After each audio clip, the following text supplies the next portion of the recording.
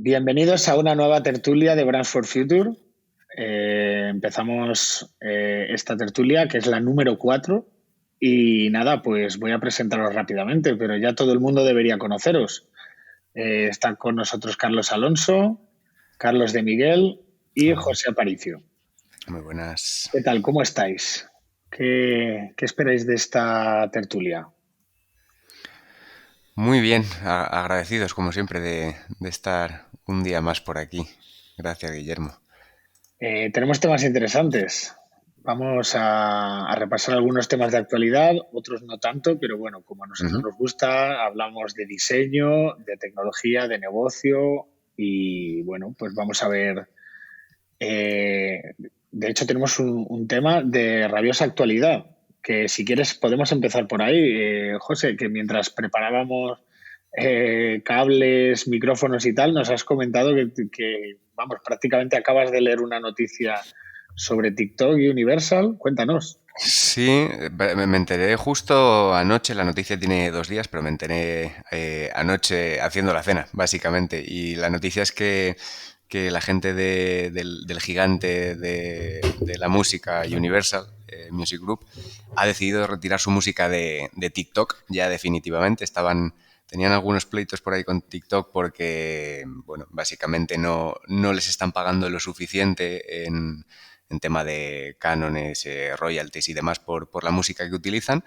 Universal es propietaria, para que nos pongamos en contexto, de 1/3 de la música a nivel mundial. Todo lo que suena de Rosalía, Harry Styles, Drake, incluso Todos los son de Beatles, Universal, ¿no? todos son de Universal, por unos motivos u otros. Y entonces ha decidido que van a quitar las canciones y a lo largo de esta semana se espera que entre el 60 y el 80% de la música que sonaba en TikTok esté en mute. No Claro, se oiga nada. justo te iba a preguntar eso. No es que a partir de ahora no se puedan utilizar músicas con derechos de Universal, sino que todas las que se vienen usando todo este tiempo van a Desaparecen. desaparecer. Desaparecen. Ya hay un montón de vídeos, seguro que si os habéis metido habéis visto que no hay música de fondo. Se escucha a quien sea haciendo sus historias, pero sin nada de audio por detrás. Entonces es una guerra que va a ser Sí, curiosa. sí. Al final Universal lo que quiere es dinero como empresa y para pagar obviamente a los artistas, ¿no? TikTok ahora mismo está pagando un 5% de los ingresos publicitarios que obtiene en la plataforma a Universal por tener esa música y para comparar, YouTube, por ejemplo, paga el 20% de sus ingresos en publicidad van para poder hacer uso de esas canciones. Wow. Entonces, entendemos, no lo sé, que no les parece suficiente y han dicho, pues cortamos por lo sano. Sí, Cortamos sí, por a lo ver, sano. no quiero especular, pero también TikTok es China y sabemos pues que la rivalidad que hay entre las tecnológicas occidentales, principalmente las norteamericanas, con TikTok, que pues no es la primera vez que se oyen temas de que vamos a intentar hacer una guerra comercial o guerra por los usuarios y demás. O sea, que es entendible como parte de una guerra que trasciende a Universal. Ujú. Sí, también yo pensaba más en que a lo mejor en el origen de la aplicación se firmaría un contrato muy bajito porque, bueno, ¿quién era TikTok hace unos años? No era Claro, nadie, nadie sabía específicamente cómo lo iba a usarlo la gente. Y ahora dirán, a ver, el han visto. 80% de tu contenido es gracias a mí, Claro. me vas a tener que pagar. Sí, un poco como pasó con Spotify, ¿no? Que surgen nuevas herramientas y dice, oye, pues esto tenemos que ver de qué manera que cuando nacen todavía no sabes cómo gestionarlo, pero a medida que crecen, pues las discográficas que tienen bastante poder se van amoldando para intentar conseguir mayores beneficios. Ujú. O sea que, Justo. bueno, pues, pero vamos, me parece que cambia radicalmente el concepto de la aplicación de TikTok. O sea, va a ser un cambio Es importante. un golpe durísimo, que viven prácticamente de los bailes. Hay otro Claro, tipo de contenido, pero viven de la sí, que es de música esto. y de los Va a audios ser, cortos. la gente que usa Totalmente. TikTok va a ir haciendo scroll y va a ser sin sonido, sin sonido. Totalmente. bastante porcentaje del contenido que van a ver. Bueno, pues noticia de última hora y si queréis, si hay cosas nuevas, lo seguimos hablando en las próximas tertulias. El único chascarrillo que podemos mencionar de esto es que, bueno, aquí lógicamente Universal se ve afectada y todos los artistas que hay bajo el paraguas de la marca están afectados por el tema económico, ¿ok? Los creadores en TikTok también, porque no pueden utilizar esas canciones. TikTok argumentaba bueno, que es que al final a Universal les viene bien, ¿no? Porque como tiene mucho gancho, sobre todo Claro, en el segmento joven, todo lo que hacen, gracias a ellos, se están viralizando muchas canciones que de otra manera no se claro, no viralizarían. lo había pensado, que a los Claro, artistas ese les era el interesa argumento. ser Les interesa. ser trendy ahí en TikTok y que todo el mundo baile sus canciones, aunque sea, Sí, o sea, es publicidad. sí.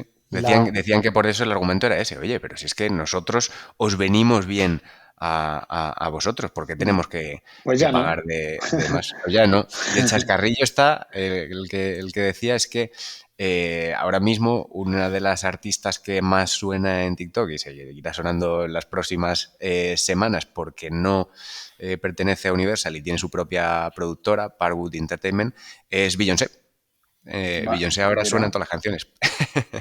mira, Es gracioso, pues es curioso. también puede ser un momento oye, pues mira, si no estoy en Universal, estoy en TikTok y va a ser como elegir, Sí, ¿no? sí. Carlos, ¿ibas a decir algo? que es la enésima batalla de las discográficas versus alguien. Sí, Porque están versus herramienta siempre hay tecnológica. películas y películas incluso de la discográfica enfrentada contra alguien. Sí, de hecho, la serie de Playlist, que es la que con mayor o menor realismo cuenta la historia de la fundación de Spotify. Y se ve claramente el proceso de negociación con Sony, con Universal y todas estas. Mm. Vale, pues nada, vamos a pasar al contenido que sí que teníamos más o menos preparado para la tertulia.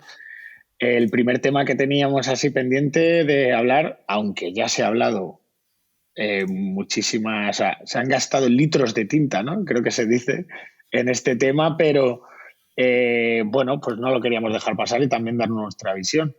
Y nuestra visión no me viene al pelo para hablar de las Apple Vision Pro. Qué chiste más malo, no lo he hecho aposta. Esos son los mejores. Apple Vision Pro, tengo otro chiste, pros y contras. Joder. Empezamos fuertes, ¿eh?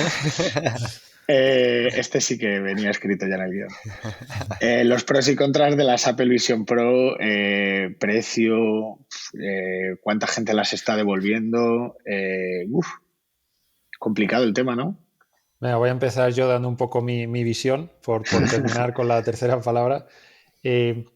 Las han publicado, bueno, las han sacado a la venta hace unas pocas semanas. Ha habido un efecto wow que la gente, claro, ha querido comprarlo para ver qué tal funcionaba y cómo se veía, qué funcionalidades tenía. A la gente le ha llamado mucho la atención porque realmente debe de ser un producto muy logrado. Yo no he tenido ocasión de probarlas todavía, pero está bastante logrado. El aislamiento que consigues para poder concentrarte, el cómo se mantienen las pantallas, incluso aunque te vayas a otra habitación y luego vuelves, la pantalla que has creado sigue en el sitio donde estás y demás. Sí, que se ve a Pero través de ellas, que no es sí, opaco, no, o sí, sea, exacto. no te aísla del mundo al completo. Puedes elegirlo, o sea, tú puedes Sí, elegir ver la pantalla como ver la pantalla del ordenador y ver a tu alrededor, o puedes ponerlo opaco o incluso ponerte un fondo de, vale, pues estoy en la playa en Bali y tengo la pantalla y demás. Entonces, claro, ha tenido ese efecto wow al principio de qué chulo está esto, pero claro, según han ido pasando las semanas, pues ha habido bastantes devoluciones porque, vale, sí, tienes este primer efecto, pero una vez ha pasado ese primer momento de flipar con lo que estás viendo, realmente la funcionalidad de estas gafas todavía es muy corta, muy escasa, muy pequeña o como lo queramos decir, porque no deja de ser al final ponerte la pantalla de un ordenador en una pared, por ejemplo, pero más allá de eso no hay una mejora de la funcionalidad que ya se tiene. con Y respecto a además, las gafas de Meta, te refieres, ¿no? no, con respecto a usar un ordenador, por ejemplo, Ah, ni siquiera entrando en vale. competencia. Y luego además está también el tema del aislamiento, que quieras que no, aunque tengas las pantallas, pues te aísla más que Del estar con un mundo. ordenador al lado de Sí. tu compañero de trabajo. Y también he estado leyendo que pesan, entonces acaba molestando el cuello y la espalda el llevarlas todo el rato puestas. Y también de las gafas de Meta se hablaba mucho del mareo que producen cuando llevas media hora o así. ¿Sabéis si con las Apple está pasando esto? No he visto, no he leído al respecto, o sea que se ha debido de lograr mejoras. Siempre las quejas han sido el tema de los mareos y el tema de la calidad de la pantalla, de lo que se ve, porque se necesita mucha densidad de píxeles para a esa distancia poder ver bien Sí, y no con ver el buena píxel. resolución, ¿no? Exacto. Y que no notes el delay tampoco. Pues estas Claro, cosas. sí. Y luego se maneja con las manos, no necesitas unos artilugios. Esto es otro avance con respecto a Meta. Es un avance, sí. Al final Apple siempre tiene fama de llegar tarde, pero cuando llega innovando un poquito, mejorando o haciéndolo bien, Claro. como queramos decirlo. Claro, y no es que las gafas sean transparentes y tú veas el mundo, sino que hay unas cámaras que proyectan el mundo en el que estás. Entonces tú lo que estás viendo es una grabación en tiempo real del entorno en el que estás. Y entonces lo que hablaba Carlos de Miguel sobre el delay es muy importante para usar las manos, porque como haya un mínimo lagueo, es que ya no tocas bien las cosas, no sabrías manejarte. Te Entonces vuelves creo que loco, eso sí. es de lo más conseguido. Está conseguido lo que. Perdona, Carlos, que he visto que ibas a hablar. No, Un segundo. termina. Está conseguido, pero lo dicho, ahora mismo las aplicaciones que puedes utilizar, pues a mí me da igual ver el correo en el móvil que verlo en Claro. la pared de mi casa. Entonces, por el momento se ha quedado casi en una prueba de concepto más que en un producto en sí. Claro, yo lo que iba a decir es que en ese punto sí que opino un poco diferente. O sea, obviamente lo que es lo que es. No es un gadget útil, pero al fin y al cabo, pues eso, han cogido el concepto de las gafas que ahora mismo solamente se usaban para metaverso y para juegos y le han dado una vuelta de tuerca. Y al final es la primera versión, además en versión Pro. Si Apple lo ha llamado Vision Pro, probablemente es porque pretendan sacar unas Vision normales en unos años que sean Pues más mira, no lo había baratas. pensado. Claro, eso es algo que se lleva rumoreando, que al fin y al cabo la versión profesional de Apple suele estar enfocada a profesionales. Es unas gafas que no tienen Sí, ningún como... tipo de sistema operativo, o sea, de aplicación pensada para ellas y lo que dicen es que, oye, primero tiene que estar el dispositivo para que sus programadores puedan empezar a hacerlas útiles. Claro, Entonces, en unos años ya se verá si acaba funcionando en el mercado o no, pero claro, lo que hay de momento con respecto a todo lo que había me parece que es bueno es un paso adelante, ¿no? y que Claro, sigan trabajando en ello. es lo que hablábamos antes off the record sobre que igual el concepto de Apple es el de lanzar un producto, aunque sea beta, para que la gente de feedback se lo pueden permitir lo primero. Lo segundo, la política de devoluciones de Apple se puede permitir que lo pruebe muchísima gente aunque lo devuelvan, pero sobre todo es lo que tú dices, lo expones al mercado, le das la oportunidad a la gente a que lo pruebe, les dejas testear para ver cómo podrían desarrollar aplicaciones nativas para las Vision Pro y esto es muy importante y aquí entramos en el diseño de productos específicamente para eso. O sea, habría que hablar de los productos que ya están hechos, cómo se ven en las Vision Pro, lo que ha dicho Carlos, no le veo mucha utilidad a ver el correo electrónico ahí. Por ejemplo, YouTube, Netflix y Disney Plus no van a estar disponibles, que esto es otro, volvemos a las guerras comerciales entre compañías y tal, pero habría que ver cómo se van a desarrollar productos específicamente para este tipo de gafas y tal, que creo Claro. que la revolución entre diseñadores de producto que se están volcando en empezar a desarrollar aplicaciones nativas, creo que está siendo brutal y que está muchísima gente trabajando en ello. Apple lo que tiene es eso, que yo siempre, cuando lo hemos hablado en privado, lo digo, Apple no es una empresa de innovación, Para mí nunca lo ha sido ni lo ha pretendido ser. Es una empresa que coge cosas que crean otros y las hace útiles y las hace que funcionen. Es lo que ha hecho con casi todos sus dispositivos hasta ahora. Y creo que es lo que intenta con las Vision. También... Estoy súper de acuerdo contigo, Carlos. Claro. Porque normalmente lo que hacen es mejorar. Sí. Algo que prácticamente que no han inventado nada. Se aseguran de que haya demanda para ponerse a ello. Lo curioso en este caso, porque mucha gente se está comparando las Vision Pro con el iPhone, y es que el lanzamiento, o sea, esto parece una prueba de concepto pura y dura. En 2007, si no recuerdo mal, cuando se lanzó el iPhone, los casos de uso estaban súper validados. O sea, la gente llevaba o sea, la propuesta del iPhone era: tienes música, tienes teléfono y tienes internet en tu bolsillo, ¿no? Y la gente utilizaba los iPods, la gente utilizaba los teléfonos móviles porque el mercado del uso ya era masivo, ¿no? Y la gente llevaba internet en el teléfono, ¿no? Se había validado, por lo menos en el entorno corporativo, el uso de la BlackBerry.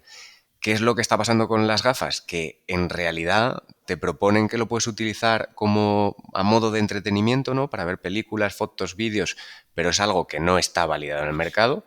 Para trabajar, ¿no? Para simular que tienes una pantalla gigante con la que aumentar tu productividad de alguna manera, que es algo que no está validado en el mercado. Y el único caso que sí está algo validado es el tema de los videojuegos. Pero no hay una validación real. Entonces, lo que decíais antes de que esto parece una prueba de concepto, totalmente. Sí, totalmente una especie de versión multimillonaria del Building Public. Yo voy a lanzar y vamos construyendo sobre eso y vamos iterando y que nos dé feedback la gente. Pues vamos a ver cómo evoluciona. Yo tengo ganas de ver cómo, sobre todo, el desarrollo de productos digitales específicamente diseñados para este soporte. Ya hemos visto cómo ha ido el metaverso de Facebook, ahora Meta. O sea, yo no apuesto por esto. Sí, Carlos, sabemos que eres un hater del metaverso y del multiverso y tal, al menos tal y como está concebido a día de hoy. Pero claro. O sea, yo también soy bastante escéptico un poco con el metaverso, pero las gafas me parece diferente. También pensemos eso, ahora mismo hay muchísimos avances. Estas gafas probablemente empezaron a diseñarlas hace 5 años, fácil. Y ahora hay muchísimos avances que puede o no puede que se integren en unas gafas futuras. O sea, hace poco se ha presentado la primera pantalla transparente, tenemos la inteligencia artificial mejorando cada día. O sea, quizás hasta la versión 2 no sea útil, o la 3 o la 4. Yo precisamente lo que iba a decir, yo dejaré de ser escéptico cuando las gafas sean estas. Hay la competencia dentro de las gafas, creo que es Oppo o Huawei, vamos, chinos, han sacado unas gafas muy parecidas a las usuales, como las que tienes tú. Claro. Que obviamente la funcionalidad que tendrán será muy distinta a la que tenga una Apple Vision Pro, porque no tienes pantalla ni nada, pero yo creo que el enfoque es mucho más adecuado, precisamente por eso, porque tienes tus gafas y no estás buscando tanto aislar al usuario respecto a otras personas, sino que estás pensando en enriquecer lo que está viendo el usuario. Que, por ejemplo, estés con las gafas, veas la peluquería o el restaurante de la calle y te salga la valoración en TripAdvisor, iba a decir, en la aplicación, en Google Maps, o que te salga la valoración del restaurante en el tenedor, por ejemplo. Claro, o sea, a mí dame información útil, no necesito estar viendo lo mismo que veo en una pantalla de ordenador o, bueno, es eso, no aislarme del entorno. Aunque también tiene partes positivas. Por ejemplo, yo creo que este concepto de aislarte del mundo para los juegos en realidad virtual, los videojuegos, me parece que se pueden crear experiencias impresionantes. Y siempre digo lo mismo. A mí yo lo que he hecho en falta no es solo que no sea solo la visión, sino, por ejemplo, si tú estás jugando a un juego tipo Red Dead Redemption o tipo GTA, en la que eres un personaje POV y tú quieres hacer las cosas que hace el personaje, la visión solo no es el completo de la experiencia. Yo he hecho en falta, por ejemplo, los pies, el caminar, el tocar. Eso no sé si lo hemos comentado en una tertulia anterior o lo he comentado con vosotros de pasada. Sí, lo hablamos en privado, lo que está desarrollando Disney, ¿no? Los rodillos en el suelo y tal. Claro, yo soy de los que piensa que en el futuro habrá una habitación, quien se lo pueda permitir, una habitación de la casa diseñada para jugar a videojuegos, que no será la tele, sino que te metes en una habitación un poquito estilo Ready Player One, la película de Spielberg. Sí, Más a ese estilo. Estoy deseando a lo jugar mejor tienen juegos que así. volver los ciberclubs para que eso sea una Claro, realidad. como en vez de ir a la bolera, vas a jugar a un juego de estos, como los escape room, pero con gafas de este tipo. De hecho, ya existen, ¿eh? O sea, hay sitios donde puedes hacer experiencias inmersivas, pero que sean, pues, o jugar al Airsoft, que es lo más parecido a jugar al Counter-Strike o al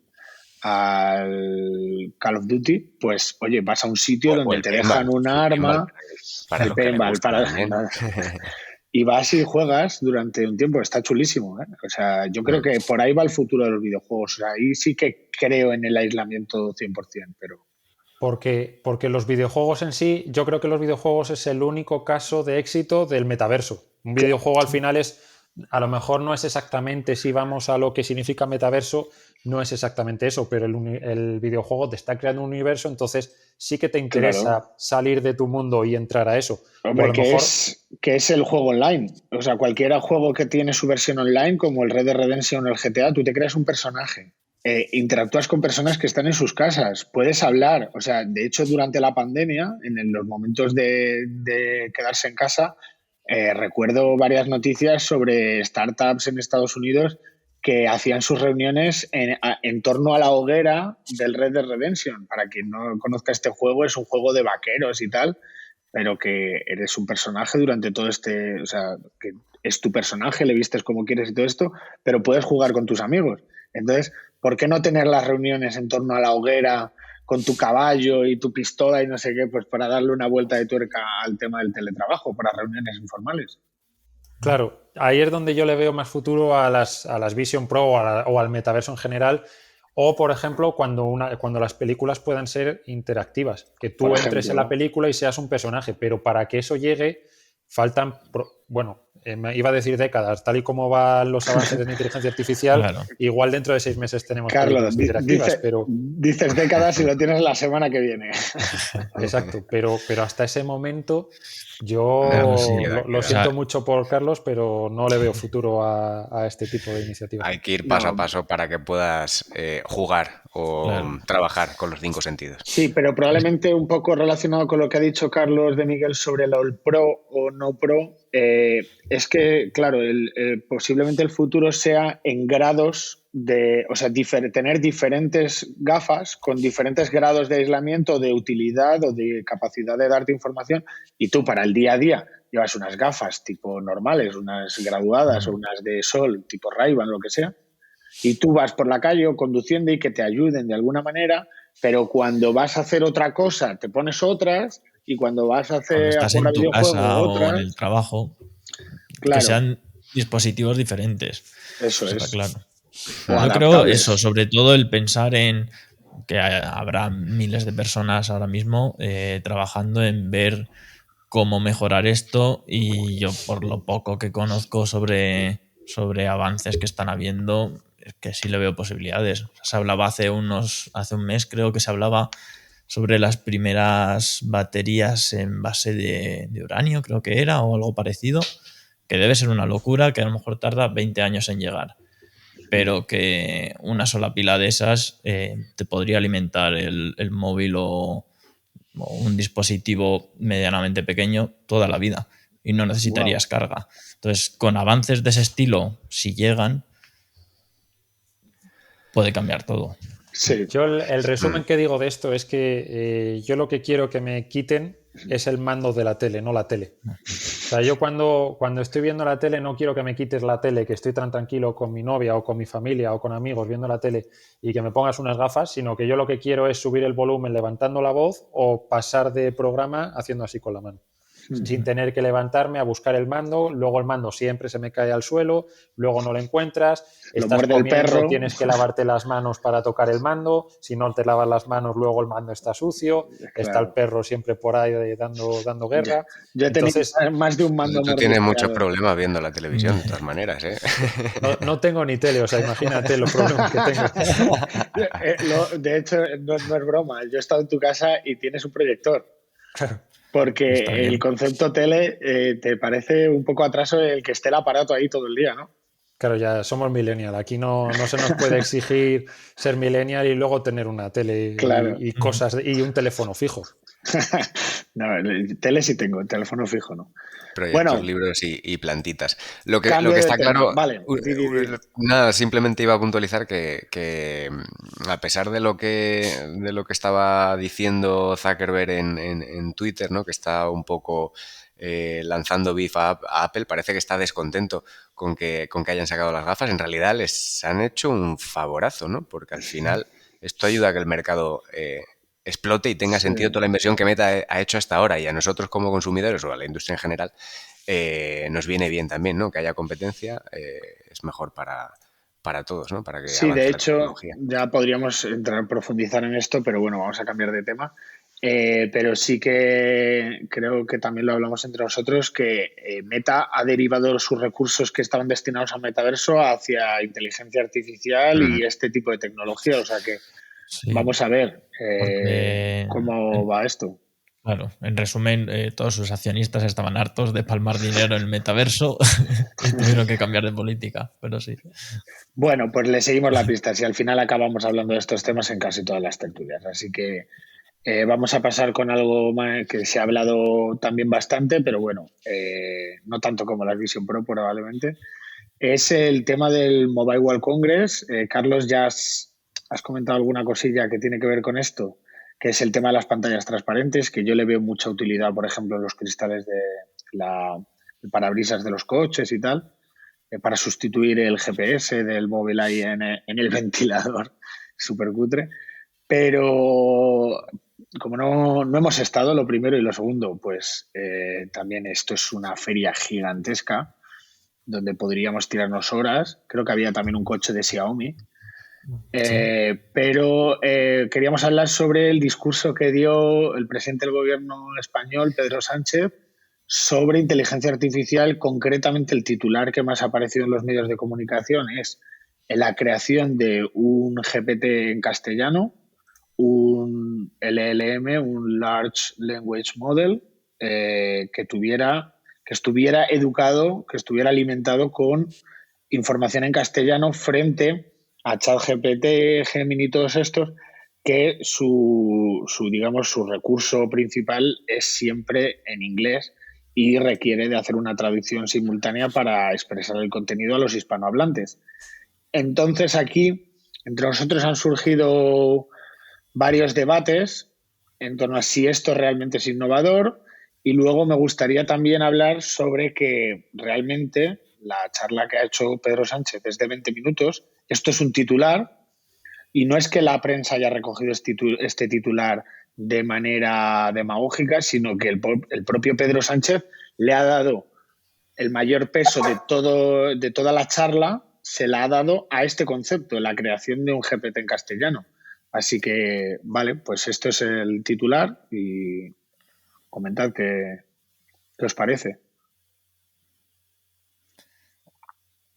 Carlos, o sea, vale, es que no lo he comentado en Yo, la introducción, pero un segundo, es que no había comentado en la introducción que es que precisamente ya existe un modelo de lenguaje de GPT, de estos, del Large Language Model, en castellano, que se llama Lince.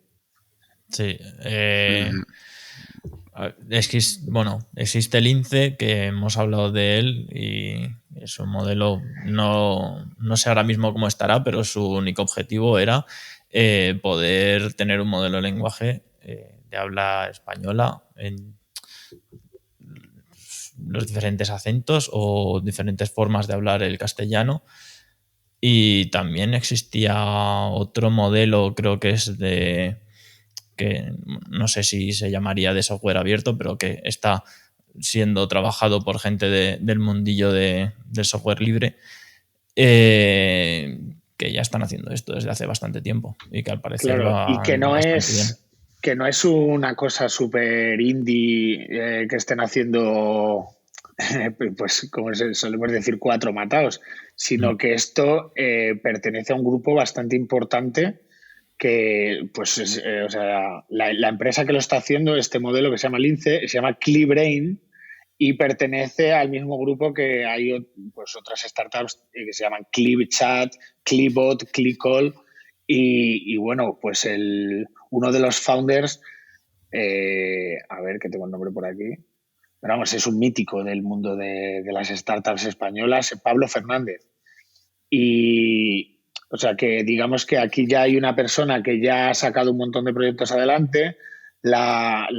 Hace poco, bueno, hace ya casi un año que sabemos de este proyecto a raíz de un podcast que escuchamos en Growth, el podcast de Product Hackers, y que hablaban precisamente con la CEO, que se llama Elena González Blanco, y precisamente hablaba de esto, que hacía falta un GPT en castellano, que entendiera, por ejemplo, la literatura castellana en idioma nativo, no teniendo que traducirlo, entendiendo los matices que tiene el idioma. O sea, sí, no entiendo muy bien. Hablaba ella precisamente de eso, de que fuera capaz de diferenciar el voseo, de hablar de usted o hablar de vos, pero todo dentro de del los castellano. Argentinos, ¿no? Claro, o sea, tenía mucha pinta de ser algo muy, muy, muy potente. Sí, lo que no sé si sabéis en qué estado está este proyecto. No sé si está lanzado, si está... No le he seguido la pista.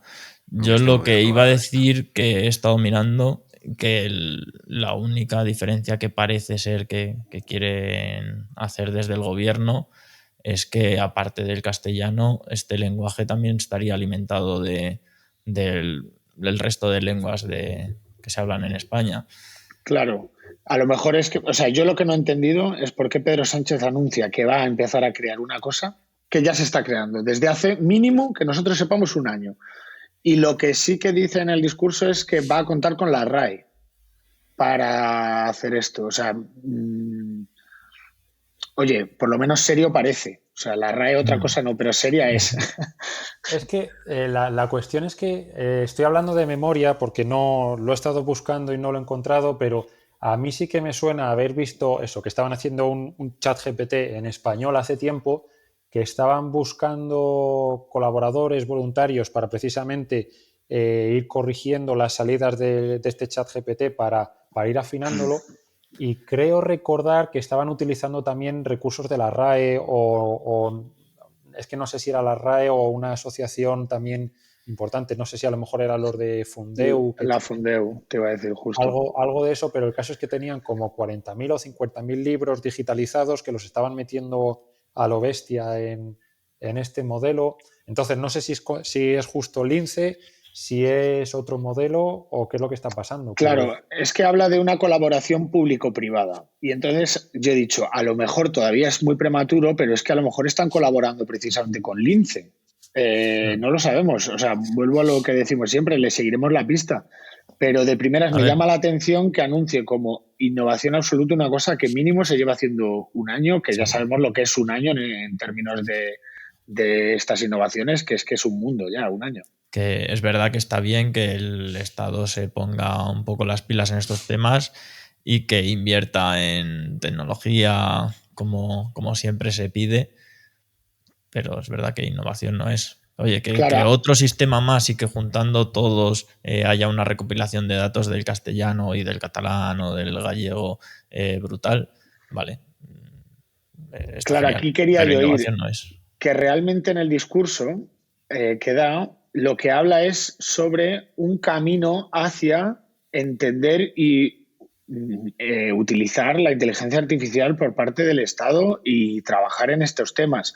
O sea, me parece que para nosotros, que quizás estamos muy metidos en este mundo, nos parece raro que hable de innovación, una cosa que ya se venía haciendo, pero es verdad que para el resto de la audiencia española quizás pues es algo que ni se habían planteado y que puede ser algo nuevo y novedoso.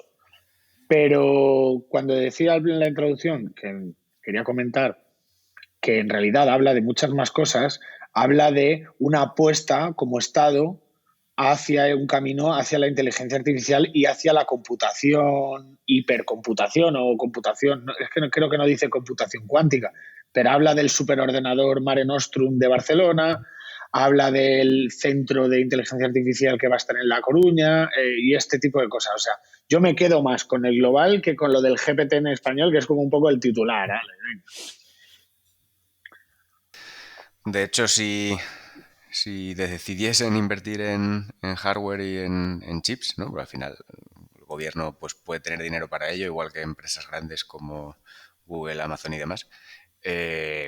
Quizá no tanto, pero eso sí que nos podría venir genial. Más allá de software, de IA, sino el construir la base de dónde está esa IA. Ahí sí está el O sea, dinero te realmente. refieres a la tecnología detrás de la IA, ¿no? Uh-huh. Claro, es que creo que por aquí va el tema de lo que se va a montar en A Coruña y ya venían haciendo con el superordenador de Barcelona, que por cierto está en una iglesia muy bonita. Ya no. Ah, ¿no? Mira, es No, que porque Carlos, tú sabes mucho de Ya no, computación cuántica. ya no. a ver, para empezar, no es computación cuántica, es un superordenador de clásico, por llamarlo en contraste con la cuántica. Pero lo ampliaron hará un año o 2 años y lo han tenido que sacar de la iglesia, me parece, Pues que era porque no tenía espacio.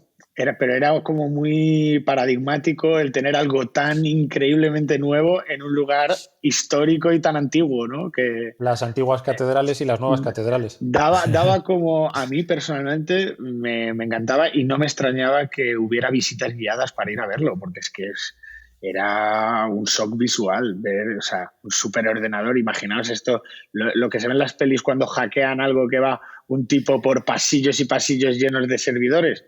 Pues era eso, pero dentro de una catedral gótica o románica, no sé cómo Yo he era. de decir que a mí me hubiera encantado poder ir a verlo, pero también es verdad que hacer visitas guiadas a un superordenador de un estado no sé si Parece, era la mejor idea.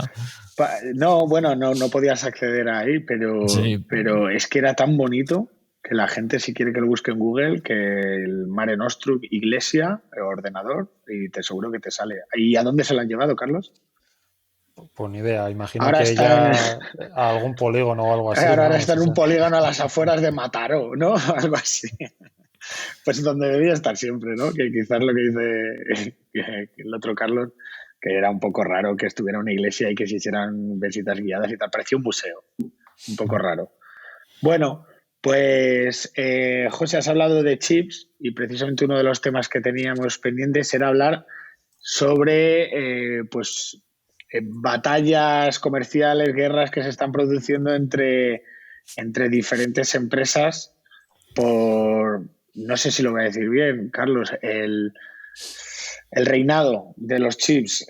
O sea, se están peleando por a ver quién consigue, bueno, Elon Musk, Nvidia y todos estos, a ver quién consigue capitalizar el boom que hay con el uso de los chips, precisamente de estas nuevas tecnologías.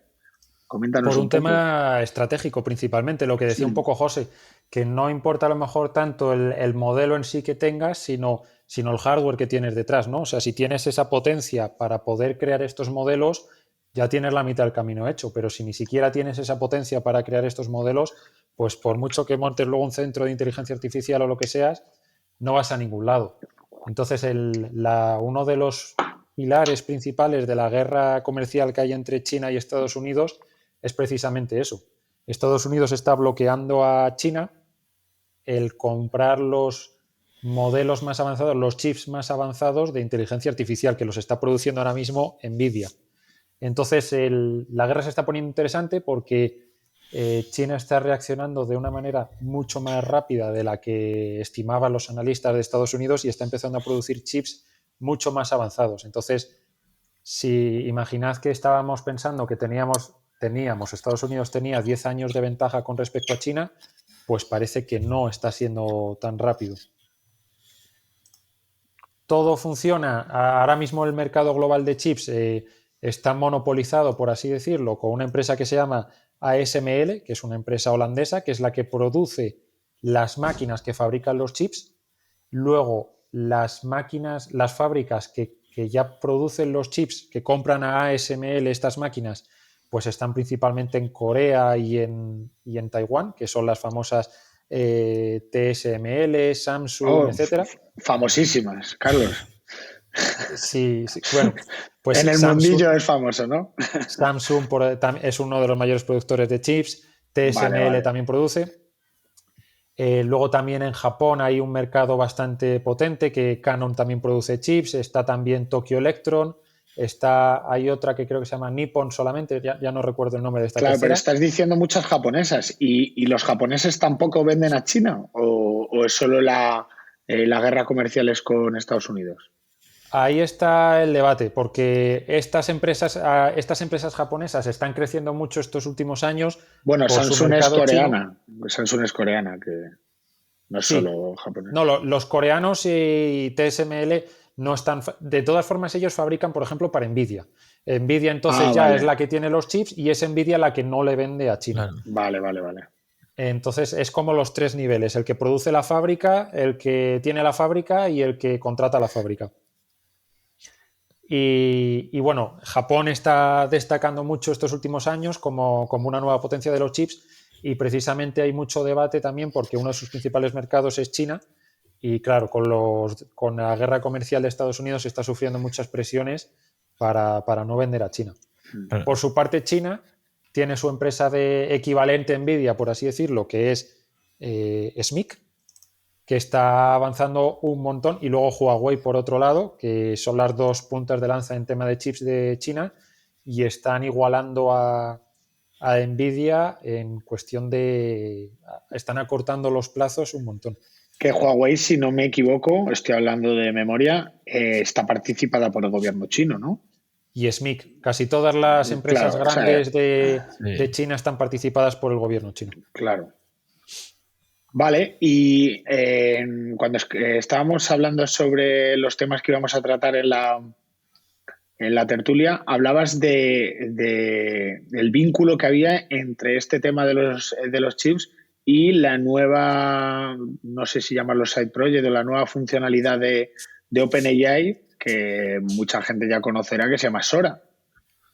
Claro, Sora sería como una nueva concepción de ChatGPT, por simplificarlo mucho, pero en vez de para texto, para imagen, para replicar lo que viene a ser el mundo. La gente se queda mucho con que han hecho un ChatGPT en vez de texto de vídeo, pero realmente el vídeo es casi una cosa espuria que sale de esto. Ellos lo que han hecho es un modelo que replica el mundo, prácticamente replica las leyes de la física y replica los efectos que vemos en el mundo, que luego esto crea pues unos vídeos muy chulos porque son muy realistas cada vez más. Claro. Claro, no Y tenía ni claro, idea. esto depende de los chips precisamente. Entonces, lo enlazaba simplemente un poco por Pero eso, ¿y por qué depende de los chips? ¿Por potencia por una cuestión de requerida? potencia.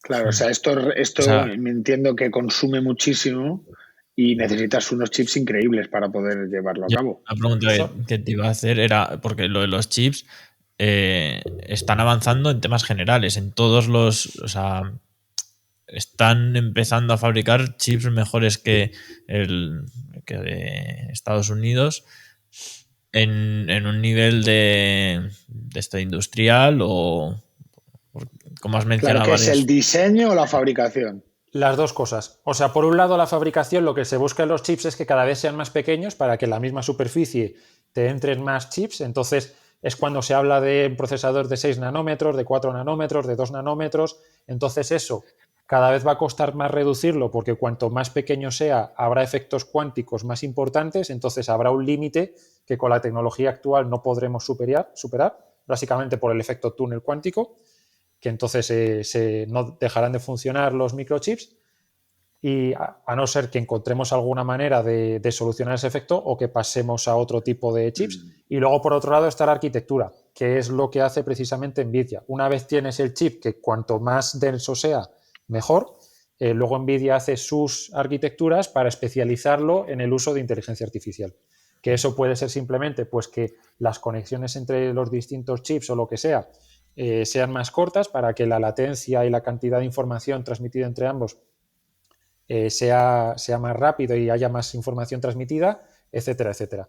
Entonces, China está mejorando en ambas cosas. O sea, SMIC está consiguiendo procesadores, creo que están ya en 4 nanómetros o en 6 nanómetros, cuando Estados Unidos se pensaba que estaban por 10 o 12 nanómetros, y luego aparte están empezando a producir chips de inteligencia artificial bastante potentes. Y están empezando ya saliendo de Nvidia, están empezando a haber nuevas empresas que están sacando chips especializados en inteligencia artificial que lo están petando. Como por ejemplo una que se llama Glork o algo así, creo que es, que resulta que le están multiplicando pues por 10 o por 20 los resultados de ChatGPT, que prácticamente ya es una conversación con estos procesadores. Los de Grok, la empresa se fundó en 2016 y lo que han hecho es eso, chips, que hace que la IA funcione mucho más rápido. Entonces, en el caso de uso, ChatGPT, que todos lo conocemos, ahora lo que sucede es que pasa de tardar segundos a milisegundos. Entonces puedes tener una interacción mucho más fluida, mucho más natural. Sí, va a ser más rápido que hablar con alguien. Porque sí, yo no tardo milisegundos en contestar, o sea, va a ser... Claro, pero con una respuesta en milisegundos lo puedes meter luego a otro modelo que haga texto a voz y ahí ya tienes un interlocutor que hablas con él como una persona normal. Porque ahora mismo ChatGPT, al ritmo que va escribiendo, pues si haces un texto a voz, hablaría muy despacio, parecería tontito. Yo, justo por ahí, tengo una pregunta para ti, Carlos, Alonso. O sea, entiendo lo del tema del tamaño de hardware, entiendo que al ser más eficiente el chip va más rápido y con el tema de ChatGPT es más o menos entendible, pero en el caso de vídeo, ¿cuál es el beneficio más importante? ¿Que va más rápido, genera más rápido que el vídeo pesa muchísimo? ¿Mayor calidad? En lo que respecta no lo sé. En lo que respecta al modelo de Sora que comentábamos antes, para empezar, estos chips lo que te permite es que puedas entrenar ese modelo, porque al final tú necesitas crear el modelo, meterle información y ajustar ese modelo. Al final son muchísimas ecuaciones que tú tienes que ir definiendo, pues cuánto vale X, cuánto vale Y, cuánto vale Z. Pues eso lo tienes que hacer con miles de millones de incógnitas. Entonces, eso pesa muchísimo. Es que a nivel de almacenamiento es una barbaridad. Unos pocos gigas. Pero luego el procesamiento de todo esto, de los prompts que va metiendo la gente y de lo que va generando. O sea, compararlo con un texto que son, pues es que son letras. Si ya lo llevamos a imagen, ya es muchísimo más complicado. Pero si lo llevamos a vídeo, es que evidentemente va escalando. Exacto. Ya no se me ocurre qué puede pesar menos a nivel audiovisual que un vídeo. Es que no... O sea, un vídeo de mayor calidad. Entonces mejora la eficiencia y por tanto puedo crear contenido más complejo. En este caso, vídeo, no sé cuál sería el siguiente paso. Como primer paso, a lo mejor estamos incluso en que si no tienes tanta potencia ni siquiera puedes entrenar este modelo. No ya luego tener el modelo entrenado y producir vídeos, sino que a lo mejor no estás en el punto de tener capacidad de cómputo para entrenar este modelo en un tiempo razonable. A lo mejor lo puedes meter y tardas 50 años en entrenar el modelo. Claro. Entonces, con ese primer paso ya lo tenemos. Y luego ya, pues eso, para producir y poder manejar esto se necesita también potencia. Ya sí que es cierto que ya no tanta potencia como para entrenarlo.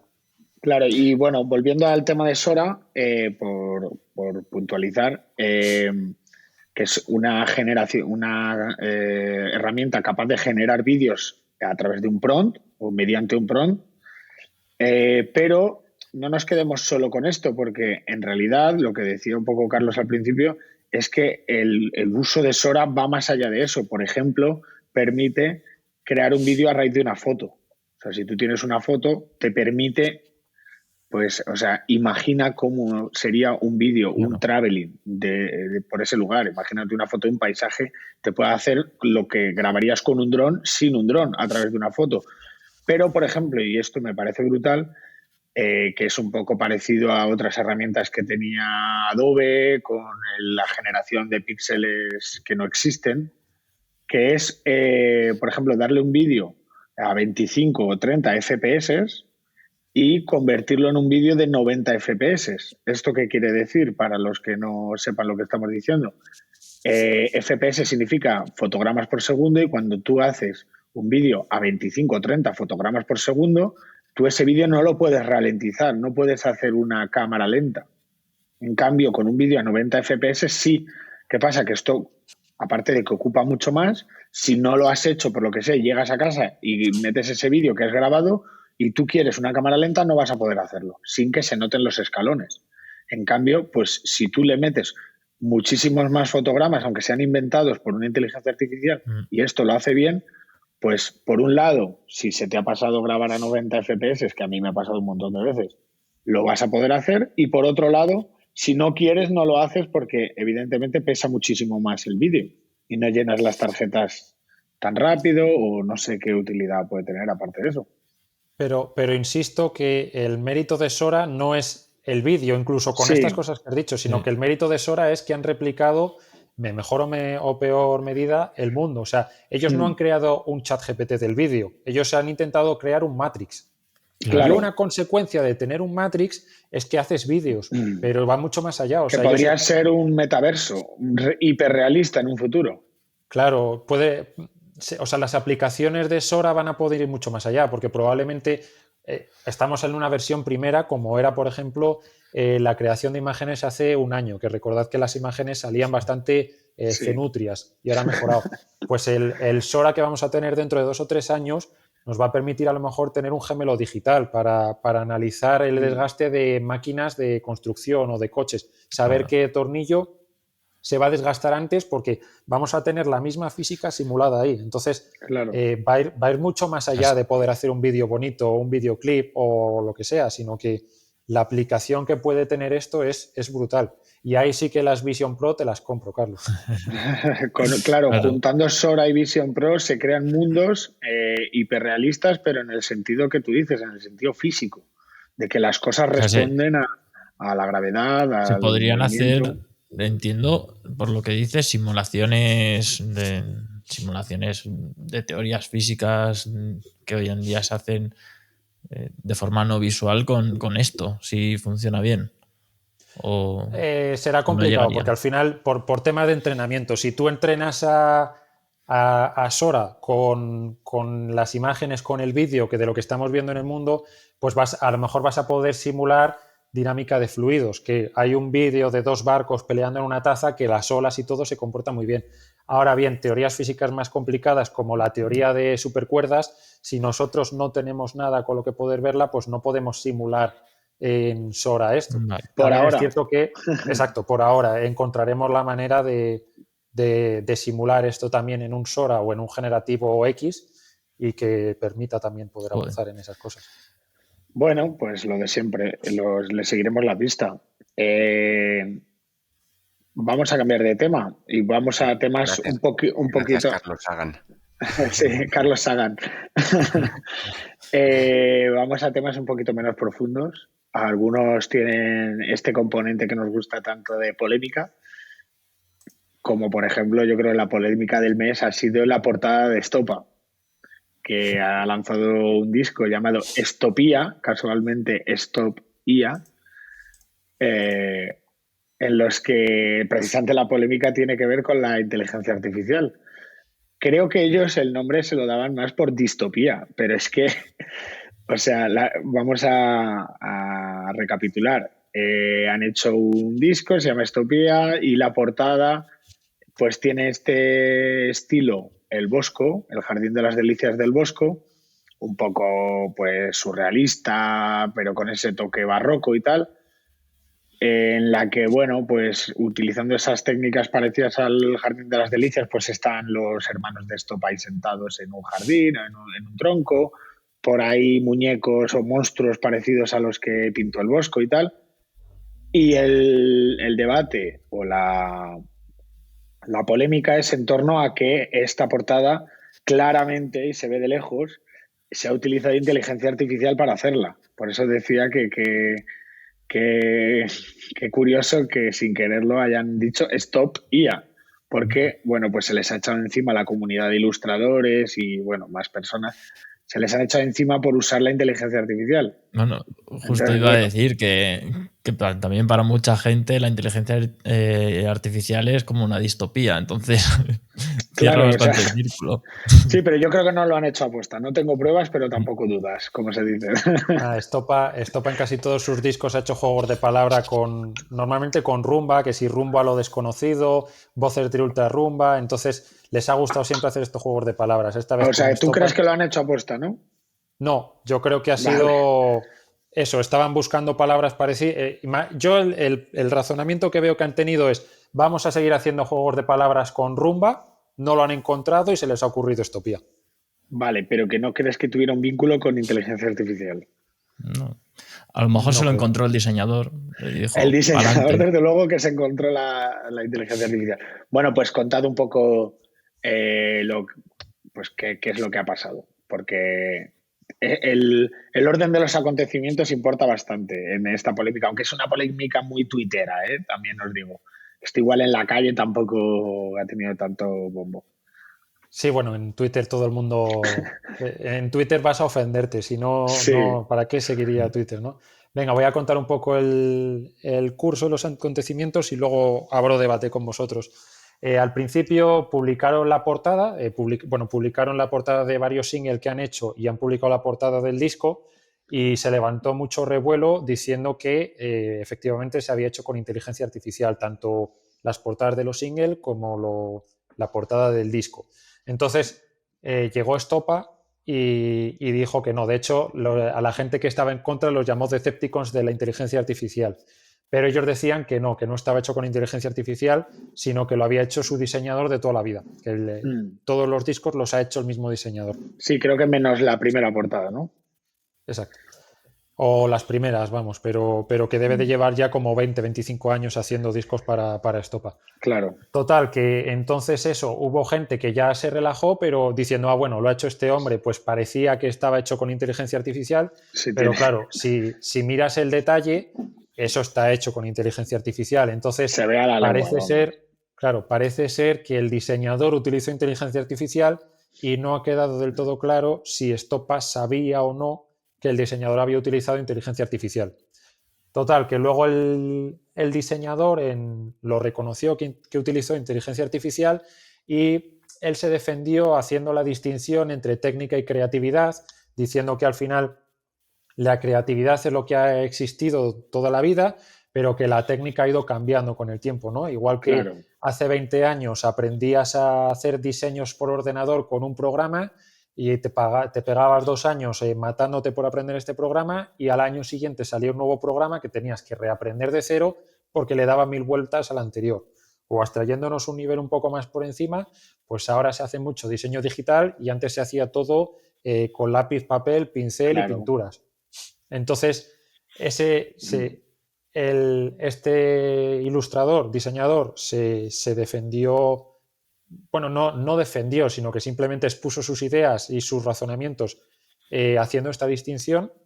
Y nada, abro debate, ya que yo como diseñador e ilustrador soy nulo, pero tenemos aquí a 3 expertos, No, pues que pero, digáis un poco qué o opináis. sea, faltaría el epílogo, que es que Stopa acabó mandando un comunicado pidiendo perdón a la comunidad de ilustradores que se había ofendido tanto por el que hubieran utilizado la inteligencia artificial. A mí esto me parece súper llamativo, que tengan que pedir perdón y todo. Bueno, eso es lo que has dicho, es Twitter, todo consiste, generas una polémica y o el que ha generado la polémica se disculpa o si no le cancelan. Y a veces aunque se disculpe estás cancelado. Entonces es un poco, igual nos cancelan ahora a Sí, un nosotros poco por por miedo, haber hecho esto. creo que lo han hecho. Bueno, Sí. No, y por a ver, meterse se meten en un berenjenal que yo creo que ni lo buscaban, ni lo querían, ni ni lo lo conocen pretendían. tampoco. Probablemente han tirado de precavidos, pero al final ellos no saben de este debate de inteligencia artificial para el diseño o no, no es lo suyo. Entonces, bueno, Es nosotros un lo debate hablamos muy de porque nos nicho. incumbe, pero otra gente. Claro, yo voy a dar mi humilde opinión, que es que ni blanco ni negro. Por un lado, es verdad que la portada tiene detalles de demasiado parecidos como mínimo, si no idénticos al Bosco, y aquí yo veo un problema de propiedad intelectual con respecto al cuadro del Bosco, En caso de que esté clavado, que no lo tengo, o sea, no he mirado detalle por detalle, pero sí que he visto cosas que por lo menos llaman la atención. Dentro de las miles de figuras que hay en la composición, hay algunas que son idénticas a las del Bosco, súper parecidas. Pero bueno, no soy experto en propiedad intelectual, pero a mí esto es una de las cosas que diría negativas. Y del tema del uso de la inteligencia artificial, en defensa del ilustrador, del diseñador que ha hecho la portada, diré que aunque haya utilizado inteligencia artificial, ahí hay un trabajo, eso le ha echado horas y horas digamos, de postproducción posterior a lo que obtienes de la inteligencia artificial, hay muchísimo trabajo. O sea que, digamos que le ha echado, siendo un poco coloquiales, le ha echado muchas horas a Photoshop después. Entonces entramos en ese debate que decías tú, Carlos. Antiguamente las portadas de discos se hacían con lápices, papeles, acrílicos, pinceles o incluso los carteles publicitarios y tal. Esto se ve muy bien en la serie de Mad Men, que hay uno de los publicistas que está dedicado a la parte artística de ilustración, que es uno de origen italiano, si no me equivoco, y se le ve perfectamente cómo trabaja sobre un atril de pintura con sus colores y sus tal, y pinta a mano. Y luego llegó el ordenador y se empezó a utilizar Illustrator, Photoshop y demás, pues Adobe. Entonces, ¿qué pasa? Que ahora, cuando llegó esto, se tarda 100 veces menos en hacer un cartel. O en el tiempo que hacías un cartel, ahora haces 10 y eliges. ¿Qué pasa? A mí lo que me parecería mal es que esta persona le cobre el mismo precio por un trabajo casero, manual, artesanal, que te lleva, pongamos, 200 horas en hacer una pieza y le cobres lo mismo cuando tardas 1 hora. Si tardas 200 veces menos, el precio tendrá que ser menor. No tiene por qué. Bueno, Eso, no. hay un debate con los desarrolladores de, oye, pero si ahora desarrollar consiste en buscar en Google, copiar el código que ves en Google y ya lo tienes resuelto. Y realmente lo que se responde es, bueno, pero tú estás pagando porque la persona sabe que tiene que buscar en Google y sabe que tiene que copiar. Claro, pero depende del valor de lo que ¿Cobras por el valor que aportas o por el tiempo que le dedicas? Claro, yo no digo porque que haya una relación en directa. temas creativos sabemos perfectamente que sí, que la inspiración te pilla trabajando, pero hay veces que llega mucho antes y otras veces mucho más tarde. Te puedes tirar 200 horas para diseñar algo o 2, entre comillas. Y depende de la persona. Ahora hay tardas personas... menos. Perdón. Ahora tardas menos en hacer el cartel que decía Guille, por ejemplo, porque antes lo hacías a mano y ahora lo haces con Photoshop, pero de alguna manera te tienen que pagar también que sepas usar Photoshop. Sí, por eso no digo que sea escalable. Es decir, si tardas 200 veces menos, no digo que el presupuesto sea 200 veces menor, pero al final el mercado se va a regular y las personas van a ser conscientes de que tardo menos, con lo cual puedo bajar mis precios, tengo más margen, por lo tanto, Lo vuelve más accesible. Claro, la competencia va a ir funcionando y se va a hacer más accesible. Y lo mismo va a pasar con la inteligencia artificial, les guste o no a los ilustradores.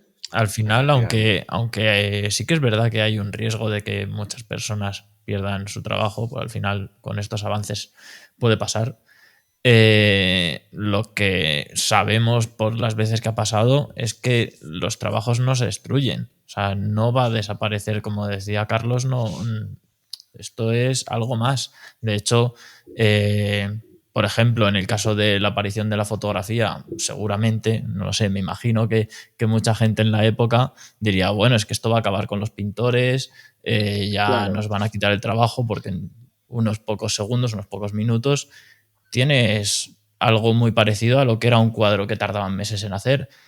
Pero eso no hizo desaparecer la pintura, eso hizo que apareciera, si no me equivoco, el surrealismo o, bueno, todas estas estilos de pintura que tenemos a día de hoy serían inimaginables si no hubiera sido porque una persona creó un elemento que ahora mismo hace el trabajo que antes única y exclusivamente podrían hacer los pintores. Y claro, con la ilustración pasa lo mismo. O sea, esto se va a cargar a la mediocridad, que es lo que hablamos siempre, y tristemente, y probablemente muchos estemos, yo me incluyo, en la mediocridad en muchas disciplinas. O sea que lo que tenemos que hacer es ponernos las pilas. Pero si alguien cree que la inteligencia artificial es meter un prompt y sacar un diseño está muy equivocado. Yo creo que también hay un poco de desconocimiento aquí. La inteligencia artificial es el punto de partida, como lo eran, joder, nosotros que somos diseñadores, tenemos bancos de imágenes, tenemos tipografías, o sea, yo uso tipografías en mi día a día. ¿Qué significa? ¿Que todas las tipografías debería hacerlas a mano desde cero? Pues no, uso tipografías que ya están hechas. Entonces es un poco un recurso más. Y seguirá habiendo trabajo mediocre. No, o sea, el futuro no lo podemos predecir. Alonso decía, Carlos, que bueno, una hipótesis puede ser que esto sea más accesible para todo el mundo. Y yo estoy con eso que decías. Al final hay gente que hace sus diseños en una herramienta como Canva y probablemente si te puedes permitir contratar a un diseñador, aunque utilice inteligencia artificial, te salga mejor, te salga más en cuenta en cuanto a calidad. Y la accesibilidad también en cuanto a tener buenas ideas, que a lo mejor hay mucha gente o poca gente, vamos, que tenga ideas de diseño, pero que luego no tengan los conocimientos técnicos para llevar esa idea a cabo. El arte final, claro. Claro, porque a lo mejor es un niño de 12 años que tiene unas ideas súper chulas para él mismo, pero claro, no sabe pintar y el tener esta herramienta pues le permite hacer sus diseños y a lo mejor no llega a ser ilustrador y vivir de ello, pero se hace su cuenta en Instagram y se hace y tan feliz que está. Claro, y luego, yendo al tema negocios, perdona que te corto un segundo, no es el diseño en este caso no es arte, el diseño tiene una utilidad que muy probablemente es el vender, tiene unos objetivos. Entonces, si tú de primeras no tienes esa formación, ese background, no vas a saber cómo pedir lo correcto para que sea un diseño que te diferencie de la competencia, que conecte con tus audiencias, que lo que corresponda en cada caso. Ese ejemplo, y no iba a poner lo que has dicho tú, lo iba a decir con otro ejemplo, que es cuando salió la fotografía, los primeros fotógrafos que se hicieron famosos y todo, eran pintores. Porque al final, aunque parece que la fotografía iba a sustituir a los pintores, pero, joder, para hacer una buena foto también tienes que saber las mismas reglas de composición y de color y todo que tenía que tener un cuadro. Entonces, fueron los propios pintores los que abrazaron la fotografía y se hicieron famosos. Sí que es cierto que con el tiempo pues ya puedes saber fotografía sin tener que saber pintar. Pero sí. Son formas de verlo, ¿no? Pero igual yo me gusta verlo como una herramienta más que encima los que son ilustradores son los que más van a poder aprovechar esta herramienta, no como una competencia. Yo también diría que al final, llevándolo al lado contrario, ni Photoshop ni Illustrator es lo que te hace ser diseñador, entonces tampoco vas a dejar de serlo porque desaparezcan, si es que acaban desapareciendo. O sea que... Claro, es que es por completar tu frase sería los diseñadores o los ilustradores no somos herramientas. Entonces, como no somos herramientas, las herramientas van y vienen, lo que tenemos que hacer es educar nuestra capacidad de pensar correctamente lo que queremos. Y luego los ilustradores también sois personas. Claro. Sí, que yo no es que me considere ilustrador, pero he hecho mucha ilustración. Bueno, aquí tengo una ilustración que fue la portada de un libro. Pero... Persona si te consideras, ¿no? También. Pero, o sea, quiero decir que no estoy hablando desde fuera, que yo, aunque no me dedique exclusivamente a la ilustración, he trabajado mucho en la ilustración y creo que la herramienta va cambiando y cada vez tiende a ser más sencillo y más accesible, pero que no hay que tener miedo a utilizar la inteligencia artificial, sino verlo como un aliado. Y repito, no es prontear y tener una ilustración acabada. Y quien haga eso lo está haciendo mal.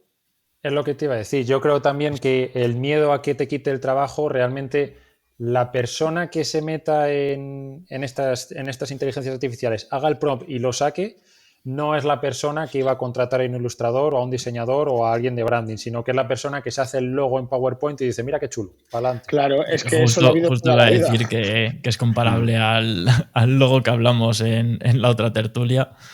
Claro. De Castilla y León. Claro, es que el que frontea y tiene ya la ilustración hecha sería como el que ha hecho el logotipo de turismo de Castilla y León o el que cuando fundaba una empresa buscaba un logotipo en un banco de logotipos de estos que le dices el nombre de la empresa y te lo generaba automáticamente, o incluso hay también generadores de naming automáticos. O sea, cutres ha habido toda la vida y simplemente ahora son cutres con inteligencia artificial. Ya está.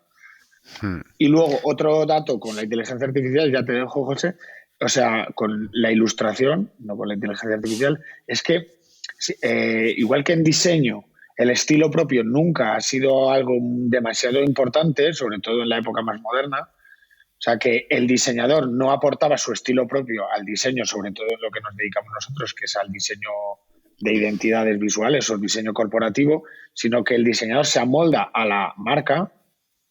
Los ilustradores sí que han tenido mucho peso su estilo propio. Por ejemplo, ilustradores que no trabajan en el mundo corporativo, como ilustradores de libros para niños o ilustradores de libros de texto, ilustradores de... Pues, ¿me entendéis por dónde voy, no? Estos tenían mucho estilo propio, como el ilustrador Cabolo. ¿Cómo es? Fernando Cabolo, ¿no? A ver. No. Ahí. Vaya, justo en directo me tengo que olvidar del nombre. Estaba pensando en otra persona, pero no es. Ricardo Cabolo, joder. Este tiene un estilo propio increíble.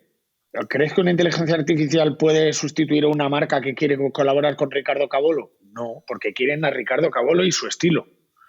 ¿Puede Ricardo Cabolo empoderar su diseño utilizando inteligencia artificial? Claro que puede. Y probablemente muchos de ellos, incluso los que ya tienen éxito, lo prueben, como ha hecho Estopa, por ejemplo. O sea que yo estoy un poco entre medias. Ni blanco ni negro. Yo estaba pensando que justo en nuestro caso el diseño es una disciplina muy, muy amable. O sea, tiene que ser muy... Yo no diseño, ¿no? Pero tiene que ser muy gratificante para un diseñador el poder dedicarse a esto. Obviamente si te gusta, ¿no? Si no has acabado aquí de rebote. Pero si pensamos en un periodo de tiempo relativamente corto, hace 6-7 generaciones, o si nos vamos a la revolución industrial o pensamos en la producción en cadena, pensemos en todas aquellas personas que para, por ejemplo, montar un coche tenían que estar trabajando sol y sombra 12, 16 horas y lo beneficioso que ha sido para todos en general el poder producir con máquinas. Pues la IA también, o sea, hay un paralelismo con esto. Y hago paréntesis, por desgracia todavía hay mucha gente, sobre todo en África o en Asia, trabajando 12, 16 horas, ¿no? Que aquí somos unos privilegiados. Pero joder, al final yo creo que es un avance. Es un avance para nosotros y en las Big Four. Sí. Pero eso lo hace voluntariamente. Ahí se cobra un poquito más que en Bangladesh. Eso es autoesclavitud. Es como el meme de hay cosas muy de ricos y que a la vez son muy de pobres, ¿no? Claro, el pantomima full. Claro, es igual.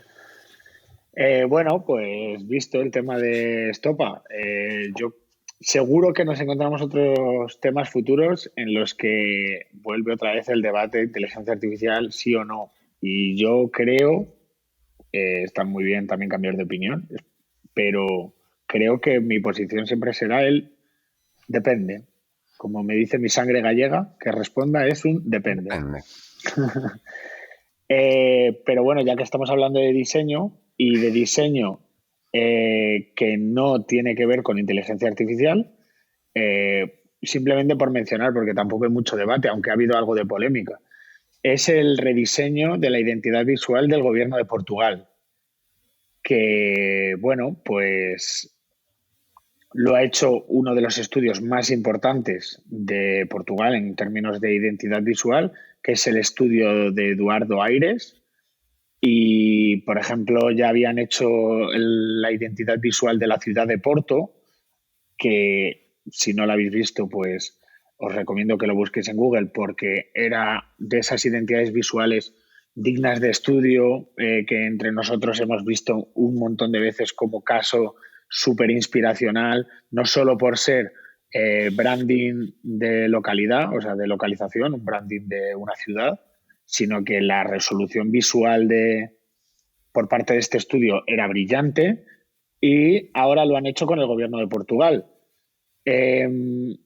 ¿Cuál es la polémica que se ha generado? Pues en torno a la hipersimplificación de las formas. Primero os voy a dar pie para que deis vuestra opinión y luego pues comento lo que se ha estado hablando en redes y tal sobre este tema. Y no sé si le habéis podido echar un vistazo, que lo mandé Lo mandé Yo al lo he estado correo. mirando y Yo la lo he visto verdad, muy por encima. a mí me parece brutal. O sea, está muy bien explicado todo. Es verdad, si quisiera sacarle la puntilla, que tengo aquí la pestaña abierta, ¿vale? La reducción mínima de un favicon, que es absurdo, sí que no es reconocible si lo ves así, pero es que me parece que está muy bien. O sea, tienen hasta, parece que entiendo que han tenido en cuenta cómo se vería esta identidad al lado de los logos europeos y el resto de logos que generalmente suelen ir todos juntos. O sea, no sé, no puedo Claro, decir nada más. es que aquí uno de los detalles de la polémica, lo de siempre. No recuerdo el presupuesto que había invertido el gobierno de Portugal en este estudio para la elaboración de este trabajo, pero bueno, pues ponte, han gastado X dinero. ¡Hala, qué dineral por un logotipo!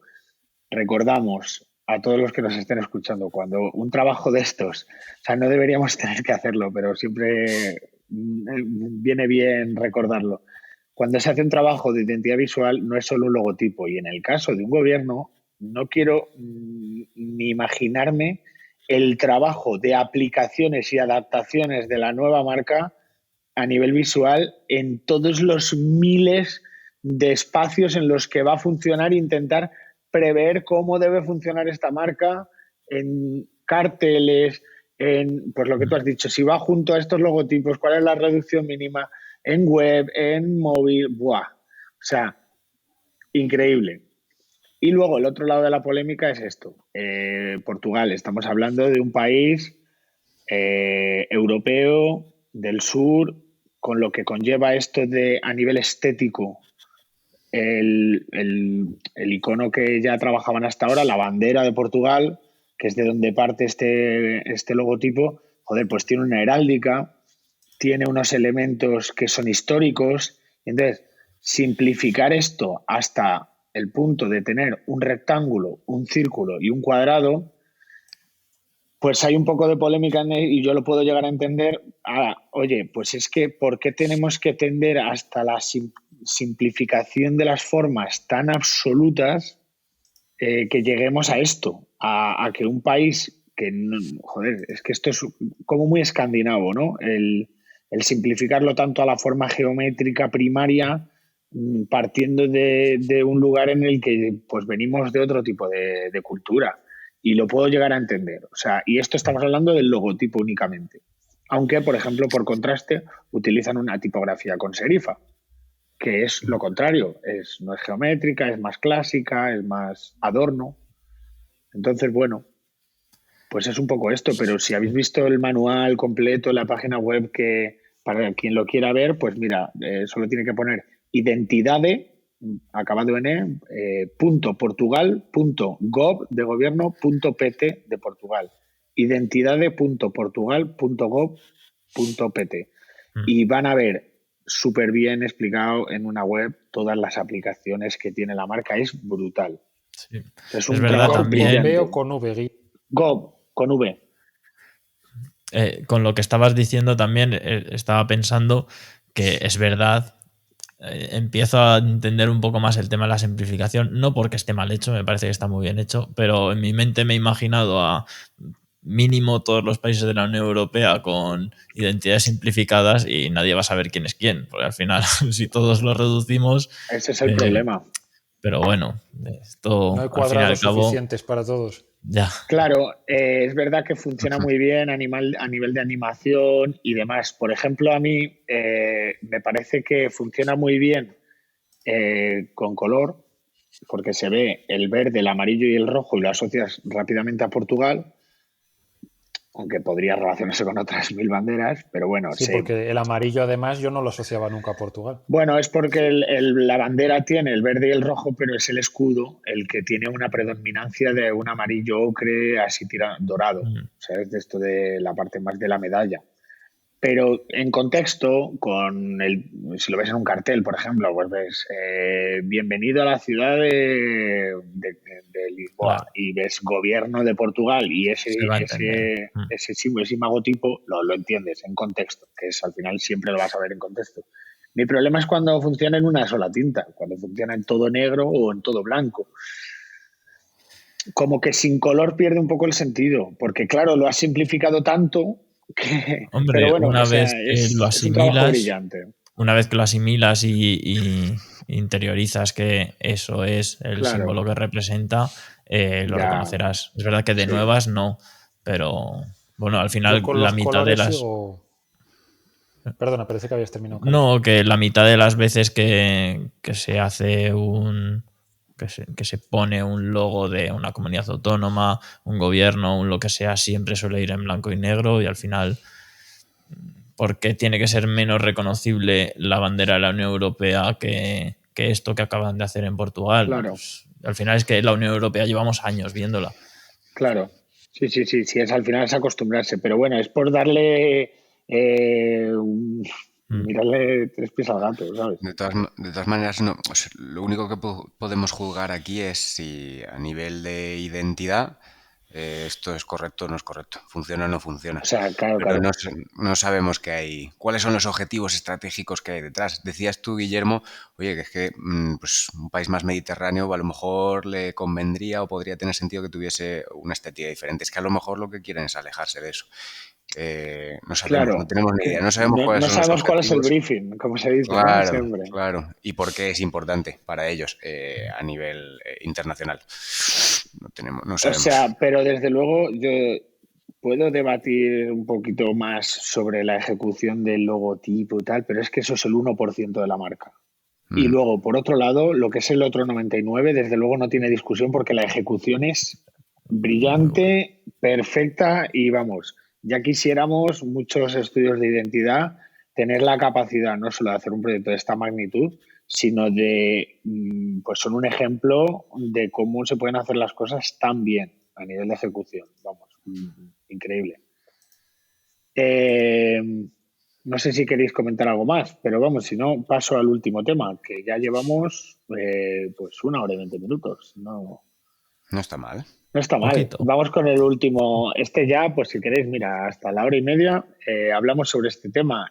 José, es un tema que has propuesto tú, que es sobre precisamente la tendencia en la creación de contenidos en plataformas como YouTube, por ejemplo.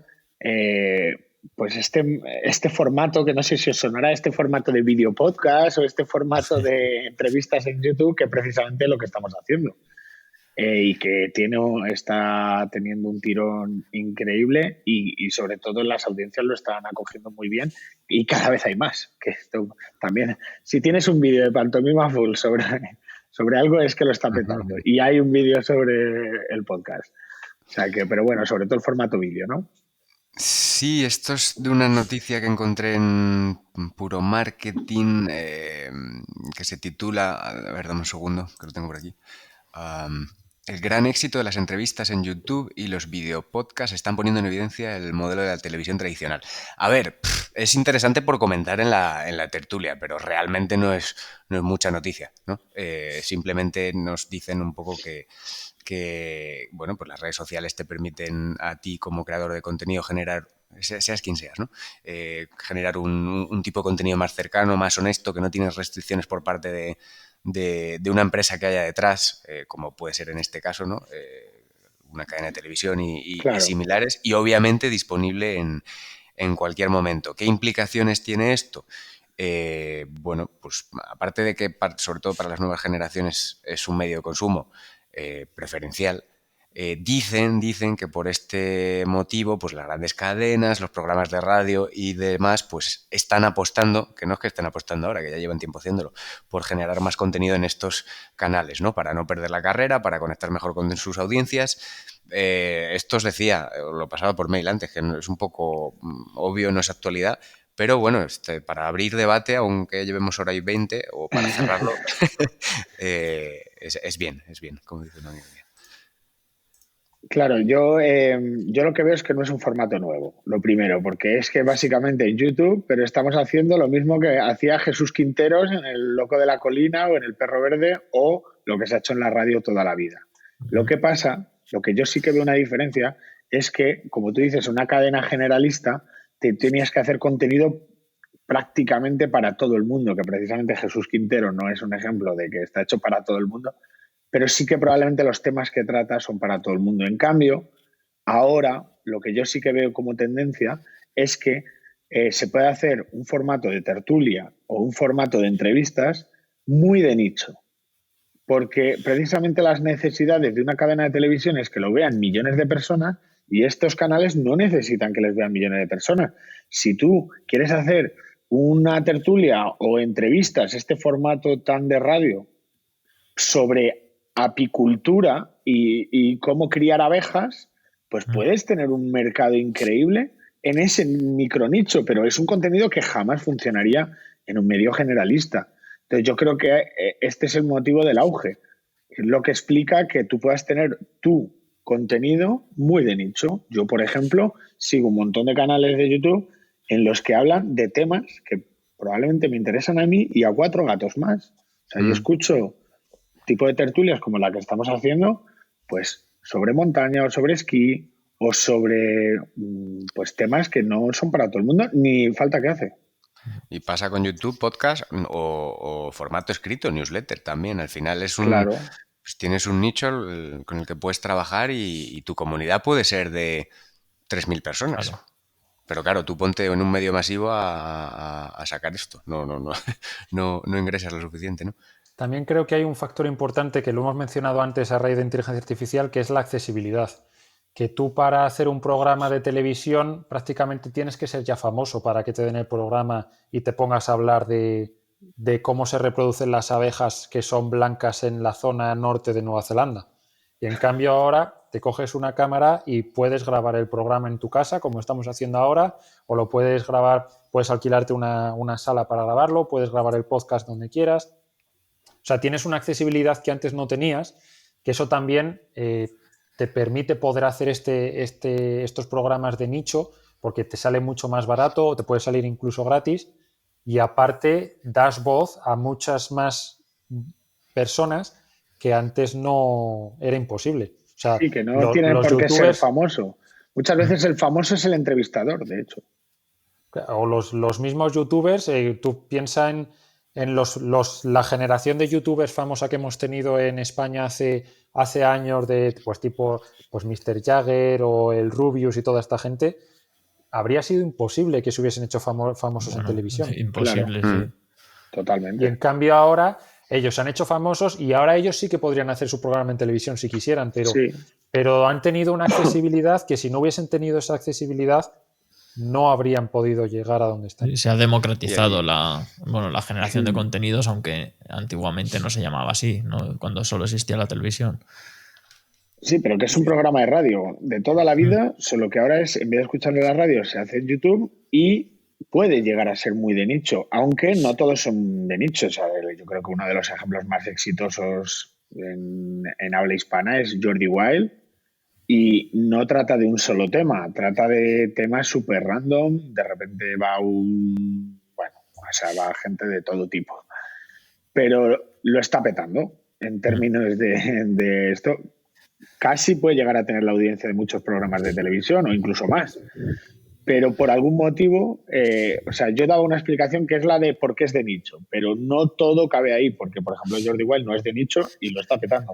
Sería lo más parecido a televisión. Hay muchos factores. Al final es una forma de consumir una especie de programa de televisión por demanda. Es como el Netflix, aunque también Netflix está empezando a incorporar cosas similares. O sea, sí, o tú puedes Spotify con los videopodcasts. Claro, en lugar de estar atado a un programa de prime time que a lo mejor acaba a las 11 cuando tú tienes que levantarte para trabajar y no te apetece verlo y estar esperando anuncios y todo lo que sabemos que es tedioso de la televisión, coges y a las 6 de la tarde te pones el programa del día anterior y ya está.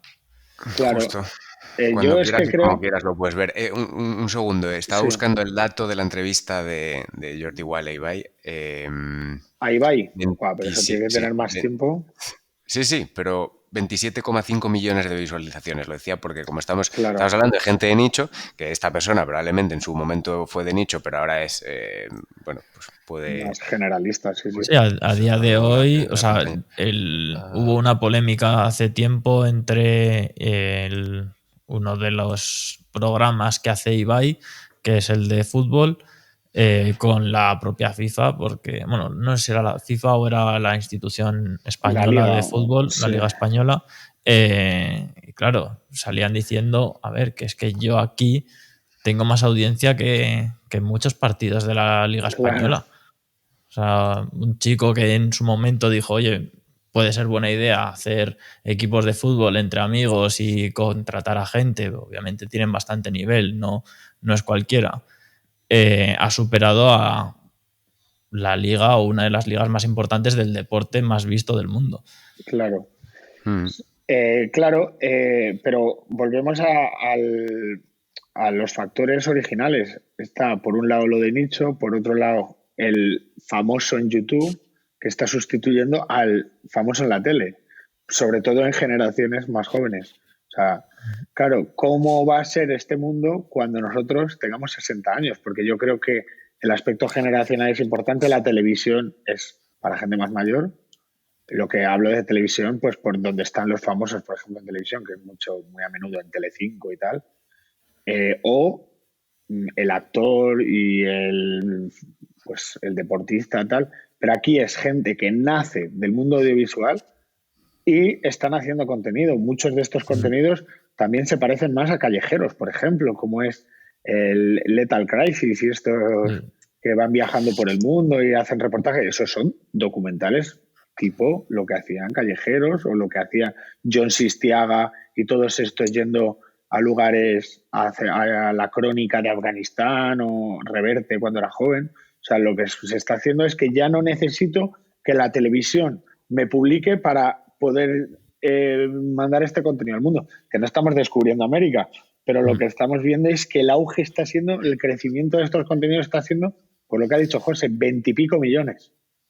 Sí, un solo 28 vídeo. millones una entrevista, pues La comparar cosa es... con una televisión, pero importante también matizar, estamos hablando de gente que puedes llegar a ser o es famosa, pero ojo, este tipo de contenido no te tiene que, o sea, el objetivo no tiene por qué ser famoso o en cualquier caso que lo puede ser en tu casa, por así decirlo, ¿no? Al final tú puedes tener una pequeña audiencia, una pequeña comunidad con muchísima conexión con esa gente y hablar de un tema de nicho muy específico. Yo entiendo que quien nos escucha a nosotros, pues bueno, pues le interesa esto. ¿Y esto le interesa a todo el mundo? Esto No. es de nicho. ¿Y nosotros vamos a ser famosos? No. ¿Es el objetivo? No. Pero aún así es un contenido que puede ser de calidad, que es accesible efectivamente, como decíais, a las personas que le puede interesar y punto pelota. Claro, esto que estamos haciendo ahora jamás se publicaría en una televisión y sobre todo que es diferente al streamer. O sea, quiero recalcar esto porque lo que estamos hablando ahora es el formato más radiofónico, más televisión, pero que no es el streamer, el Ibai hablando a cámara y leyendo un chat y todo esto, que fue como que lo petó antes de esto que está pasando ahora. Sí. O sea, se están profesionalizando hacia aquí. Claro, y si saliese en televisión, esto que estamos haciendo, probablemente el formato sería radicalmente distinto. Sería la ruina. Como funciona Shark Tank. Shark Tank en Estados Unidos, bueno, hay muchas versiones. Yo solo he visto la de versión Estados Unidos y versión India, que es un concurso. Es un concurso en donde un montón de personas, los aspirantes a emprendedores, realizan presentaciones de sus negocios a un grupo de inversionistas famosos en sus zonas. Bien, bueno, pues si le das una vuelta de tuerca completamente diferente a lo que estamos haciendo, pues sí. Es un Masterchef, pero es un Masterchef con de emprendimiento, con pitch. Vale. Bueno, bien, vale, eso te puede funcionar en un medio masivo, pero que son contenidos diferentes. Yo creo que al final, pues eso, como hablábamos de la inteligencia artificial, pues los dos enfoques pueden permanecer en el tiempo sin ningún tipo de problema. Sí que el soporte de la televisión probablemente no. Ya se está viendo que la mayoría de gente joven ni tiene televisión, pero el contenido sí. Al fin y al cabo, los programas de televisión, aunque el concepto es el mismo, están mucho más medidos. O sea, ahí controlan muy bien los picos de atención para saber cuándo meter una publi, cuándo un aplauso, cuándo una persona cambia de tema, lo tienen todo medido. y es diferente. Un podcast o una entrevista en YouTube es algo más natural, diría yo, más cercano. Claro, más cercano, totalmente. Depende de cada programa, pero también, o sea, también hay marcas que están teniendo sus propios podcasts para poder promocionarse o ganar seguidores, lo que sea. El futuro, a saber, es que... Pero si os fijáis es que le estamos dando vueltas a lo mismo otra vez. O sea, ¿qué diferencia hay entre lo que hace Jordi Wild y lo que hace Jordi Évole en sus orígenes? O recuerdo Risto en Viajando con Chester, o Iñaki Gabilondo tenía un programa también en el que entrevistó a Mark Zuckerberg, bueno, no a Mark Zuckerberg, no, a Harari y a gente de este estilo. O sea, es que es un formato que se ha hecho siempre, solo que ahora no necesitas a... Bueno, hay una diferencia radical, en realidad, no en cuanto a podcast con televisión, porque hay muchos podcasts, sobre todo empresas que hacen podcasts a las que no les pasaría, pero en tema Ibai, Auronplay, esta gente al final tienen una marca personal que es la que mueve todo el podcast, y el día que se jubile Auronplay o quien sea, esa marca muere con él. No es, bueno, a lo mejor sí, pero es muy difícil pivotar y que de repente alguien haga hacia otros. No, y el problema de personificar demasiado con una persona, pues que si la lía esta persona, te vas con él. Pero bueno, pues nada, o sea, no es un tema de lo más innovador del mundo, pero a mí lo que me dice es que creo que me quedo con el mensaje que decía José al origen, que es un formato muy tradicional y aún así está llegando lejos y va creciendo y creciendo y creciendo. O sea, que es interesante cómo algo tan antiguo es tan moderno a la vez. Así que nada, con esto terminamos la tertulia. 1 hora y media larga, interesante. A mí se me ha hecho súper corto y yo creo que hemos hablado de temas súper variados y nada, si queréis comentar algo antes de irnos. Nada, yo por mi lado poca cosa, que me lo paso muy bien, como siempre. También con las tonterías que nos ponemos por el chat. Sí. La gente no lo ve y no lo verá. La gente no lo ve, pero sí, de cada cosa que decimos se van poniendo chistes en el chat. Sí. Entonces, si nos veis las caras que de repente sale una mueca de... Me estoy a punto de descojonarme. Alguien ha hecho un chiste. Porque alguien es muy gracioso por aquí. Bueno, pues nada, vamos cerrando esta tertulia. Nos escuchamos de nuevo el mes que viene con más cosillas que vamos recopilando durante este mes. Y a los que nos habéis escuchado hasta aquí, muchísimas gracias por quedarnos con nosotros tanto tiempo. Y bueno, pues que tengáis un buen mes, que trabajéis mucho o poco, lo que queráis. Perfecto, mil gracias, Guillermo, Carlos y Carlos. A los Carlos. Tenemos que ponerles un mote a cada uno para no liarnos. Sí. Vamos a llamar Alonso y Miguel, porque los dos tenéis apellido que es un nombre. ¿Lo habéis pensado? No me había dado cuenta. Sí, pues mira, a partir de ahora sois Alonso y Miguel, no Carlos. De Miguel. Bueno, sí, de Miguel. Vale. Bueno, pues nada, chicos. Un abrazo y nos escuchamos pronto.